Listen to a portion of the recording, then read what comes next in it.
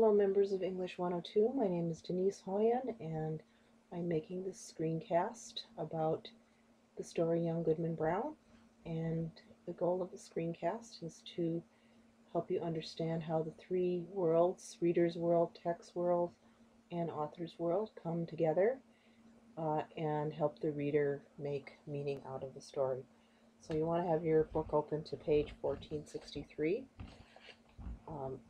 So you can follow along with me. So the first world I want to talk about is the reader's world, and this word allegory, it's a literary term, and you can look it up in the appendix, but it's a very familiar type of narrative to all readers, I would say, that represents an idea, moral, or a lesson. And this is the kind of story that we heard as children: fairy tales, folk tales, myths, legends, etc. And again, it's a very common way that adults talk to younger people by telling them a tale in order to teach a lesson. And it's also a very common way of communicating in the schools and educational landscape, as well as the workplace. We often use allegories to show an example, or again, teach an idea. So the term allegory, the type of story should be quite familiar to the reader. And this text, right, hints at that it's allegorical purpose, because the characters' names are Goodman, Goody, Cloyce. The wife is named Faith, right? So it's hints at its own moral purpose, and that should be familiar to the reader. Another familiar thing to the reader might be some popular TV shows. There are many TV shows about people going into the wilderness to try and figure something out, including Lost, Survivor, Man vs. Wild. There are many other examples. So let's look at the text world for now. The plot is a journey. It starts out in 1463. Goodman Brown is leaving his wife to go on a journey into the woods. And he's only 3 months married, and we do not know the purpose of his journey. So it's a very mysterious, secret journey, right? And that motif or pattern of mystery and secrecy is followed throughout the text. The settings of the story, it begins in the village street, right? A very public place where Goodman Brown kisses his wife goodbye. And then we go into the woods. So in 1464, we are introduced to the woods setting, and this is where Goodman Brown begins to meet some sort of mysterious travelers. And in 1464, paragraph 13, but really all through the story, but paragraph 13 is a great example of how the narrator uses the language of equivocation. Paragraph 13, it was now deep dusk in the forest, and deepest in that part of it where these two were journeying. As nearly as could be discerned, the second traveler was about 50 years old, apparently the same rank of life as Goodman Brown, and bearing a considerable resemblance to him, though perhaps more in expression than in features. Still, they might have been taken for father and son. So note the mysterious language in the paragraph, the as nearly as could be discerned, the perhaps, the might have been taken, and at the end of the paragraph, this of course must have been an ocular deception assisted by the uncertain light. So this kind of language really all throughout the story hints or suggests that the journey is perhaps imagined, a dream, um, a sort of journey to an interior landscape where Goodman Brown can explore some of his hidden thoughts and dreams and fantasies. On page 1465, he's listening to one of the elders speak, and paragraph 18, the elder person speaks of being acquainted with Goodman Brown's family, and speaks of persecution of the Quakers and of burning of the Indian villages. So this discussion of persecution might take us to the author's world. We know that Young Goodman Brown was published in 1835, and the author is Nathaniel Hawthorne, who was an early proponent of American Romanticism. The Romanticists were sort of early environmentalists.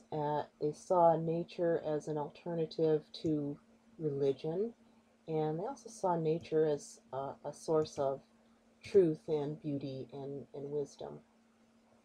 And also, Hawthorne was very concerned with the question of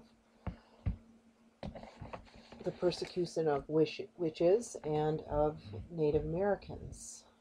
So he was taking a very critical look back at the 18th century. So in a sense, it's the 19th century looking back at the persecution that took place in the 18th century and being quite critical.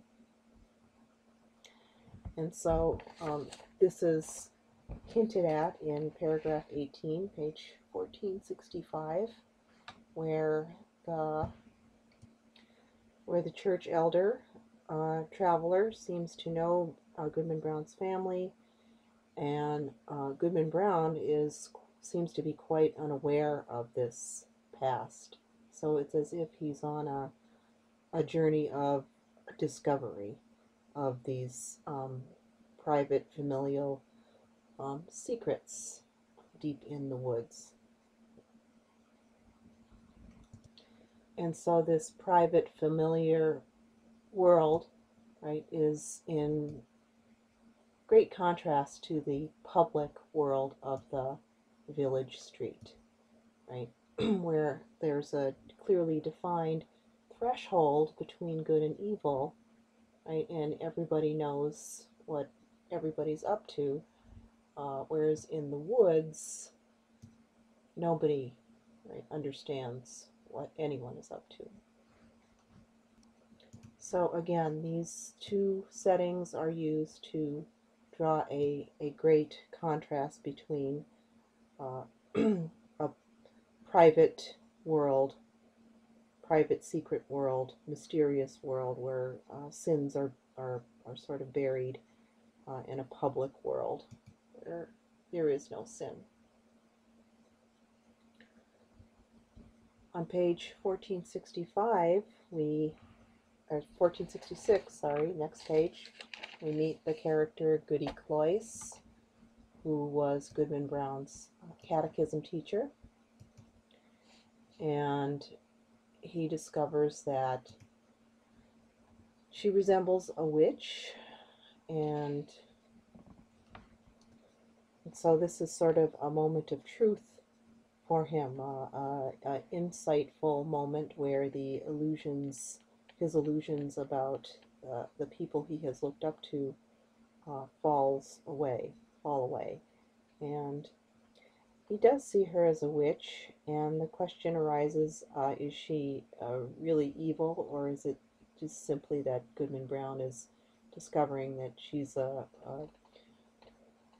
just a regular woman, imperfect, just like everyone else? So as we continue through the story, through the woods, page 1467, Goodman Brown continues to listen to the travelers and to gain insight as he loses sight of faith. And as he's losing his illusions, he looks up to the sky on the bottom of 1467. He's looking up to the sky, looking for heaven, and sees only the beauty of the blue sky and the stars up above. In this, we might relate this again to the author's world, where nature for the romanticists was a source of truth and beauty.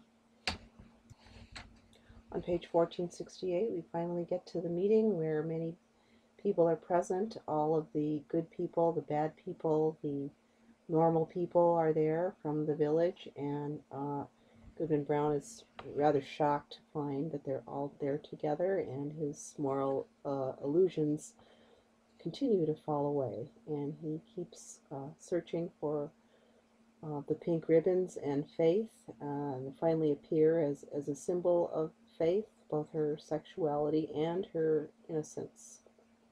So there's the question of hypocrisy, but also of the complex nature of human beings, because all human beings have an interior.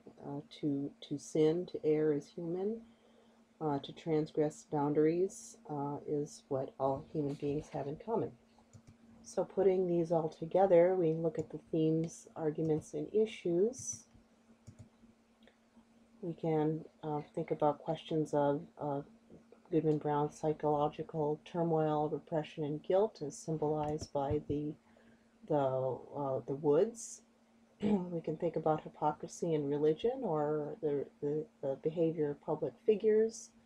We can think about the insight that he gains from this journey, self-discovery. We can also think about the complex nature of sin and also of human beings. How do we know that Goodman Brown is a sinner too? After all, what's he doing there in the woods? We can think about the way the text weaves together socio-cultural guilt, right? The sins of the fathers, the persecution of witches and women, and of Native Americans, and religious persecution, how it's woven together with the personal guilt. Let's return to the reader's world for a second.